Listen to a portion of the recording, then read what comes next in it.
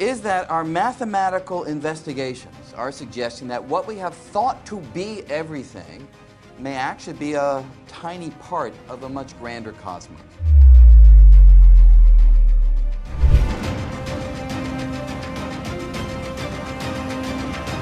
Einstein is the greatest example, right? He wrote down his equations of the general theory of relativity way back in 1915. The universe is a captivating, graceful, and enigmatic realm that has intrigued inquisitive minds since the earliest humans peered into the night sky, pondering the mysteries beyond. Could those early observers have envisioned that future generations would possess a comprehensive understanding of how our universe originated? The likelihood is doubtful. Nevertheless, much like the expanding universe itself, our knowledge of the cosmos continues to evolve with new revelations emerging each day. In this episode, we'll unravel the biggest mysteries of the universe, unveiling the awe-inspiring wonders and perplexities that continue to ignite our collective curiosity. This is Reveal the Mystery. If you are curious to learn mysteries of the world, space and beyond, consider subscribing. As we gaze into the vast and boundless expanse of the universe, our inquisitiveness is sparked by the myriad mysteries that beckon to us from the shadows. Celestial bodies and imperceptible forces intricately weave a tapestry of complexity, urging us to unravel their secrets. Our unwavering quest for knowledge propels us to explore the outer limits of our understanding. At the forefront of this journey stands the Large Hadron Collider, a testament to human ingenuity. Could this immense machine be the tool that ultimately unravels the enigmas of the cosmos? So, what is the purpose of CERN? Well, it's not just any machine. It's hailed as the most intricate creation ever assembled by various standards. Its mission is to delve into the mysteries of the universe, fueled by our curiosity about its inner workings. This colossal apparatus accelerates protons, the nuclei of hydrogen, to a mind-boggling 99.999999% of the speed of light.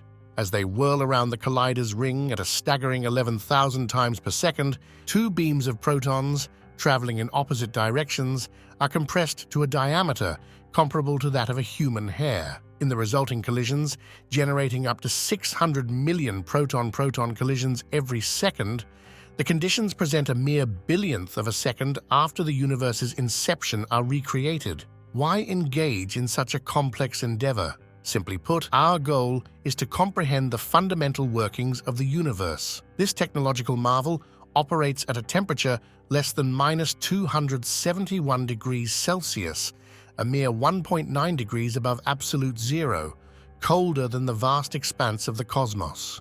Critics argue that nowhere else in the universe could reach such frigidity without the influence of a technological civilization like ours. The Collider's task is to simulate the primordial conditions of the universe, moments after its birth, because over a century of experimentation has shown us that as we rewind time, delving into hotter and smaller distances, the universe becomes simpler. It's akin to peeling away layers of complexity to reveal the basic laws that govern our existence. In essence, as we explore the universe's evolution from its hot and dense origins to its current cold and complex state, we aim to uncover the fundamental principles that govern the cosmos. The analogy of a snowflake melting in the warmth of one's hand resonates, illustrating that beneath apparent complexity lies the simplicity of elemental constituents. Experimentally, we have discovered that the universe follows a similar pattern, with simplicity emerging as we revisit the conditions of its early existence. CERN's mission is thus a quest to elucidate these underlying laws, untangling them from the intricacies that have crystallized over time. In the vast cosmic theater of the universe, a captivating drama unfolds, revealing mysteries that push the boundaries of our comprehension. One such enigma is the matter-antimatter asymmetry problem. According to the initial conditions of the Big Bang, equal amounts of matter and antimatter should have been produced, destined to annihilate upon contact. However, we find ourselves in a universe dominated by matter. What caused this cosmic imbalance, allowing our existence to materialize? Beyond the observable, the enigmatic presence of dark matter looms, a mysterious substance that neither emits nor absorbs light, constituting a staggering 85% of the universe's mass. Its gravitational influence shapes galaxies and holds them together, serving as an unseen cosmic glue. Further complicating the cosmic narrative is dark energy, a force propelling the universe's expansion. Accounting for nearly 70% of the total energy content, dark energy's influence grows with the universe's stretch, driving galaxies apart. The origins and ultimate consequences of this cosmic repulsion remain a perplexing riddle. As we delve into the depths of the cosmos, one of the most confounding questions arises: what existed before the Big Bang? This semantic point aside, modern cosmology grapples with describing a universe comprising 350,000 million galaxies like the Milky Way and measuring a universe that is 13.8 billion years old. The precision with which we can describe the universe's evolution from less than a billionth of a second after the Big Bang and speculate about what happened before is remarkable. However, the underlying question persists: how do we acquire this knowledge? The scientific method, a cornerstone of human inquiry, guides our quest to unravel the mysteries of the universe. Through rigorous observation, experimentation, and analysis, we construct a scaffold of knowledge firmly anchored in the bedrock of evidence. This systematic process brings us closer to comprehending the cosmos and its enigmatic workings. As we venture into the depths of space and time, we encounter the genius of Albert Einstein and his groundbreaking theory of general relativity. This monumental framework not only shapes our understanding, but also holds the keys to even greater cosmic secrets.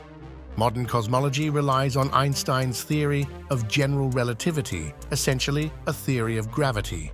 In this sense, its ambition is no loftier than Newton's, as both aim to elucidate how objects move within gravitational fields. Although the anecdote about Newton and the falling apple may be apocryphal, it encapsulates Newton's assertion that the apple fell because a force proportional to the masses of the Earth and the apple and the square of the distance between them pulled it down, the first universal law of nature in 1687.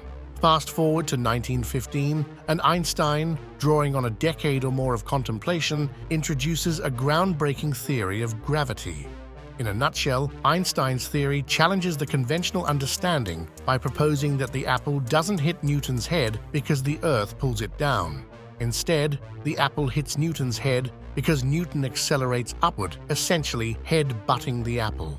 This reversal of perspective represents a highly counterintuitive picture, and Einstein's brilliance lies in recognizing that, as seen with astronauts in the International Space Station, objects in free fall appear as if no forces act upon them. While Newton's theory lacked a satisfactory explanation for the observation that all objects fall at the same rate in a gravitational field in the absence of air resistance, Einstein's theory provided a new insight. According to Einstein, there is no actual force of gravity, rather space and time curve due to the presence of mass. This concept emerged from Einstein's earlier merging of space and time in 1905. For instance, the Earth orbits the Sun because the Sun's mass curves space and time, transforming what would be a straight line into an orbit. Einstein's theory essentially offered a geometric interpretation of gravity, portraying it not as a force, but as the curvature of space and time caused by mass. This conceptual shift redefined the entire narrative. Einstein's ambition went beyond merely explaining the phenomena. He aimed to articulate the curvature of space and time induced by mass, providing a narrative for the past and future of a solar system.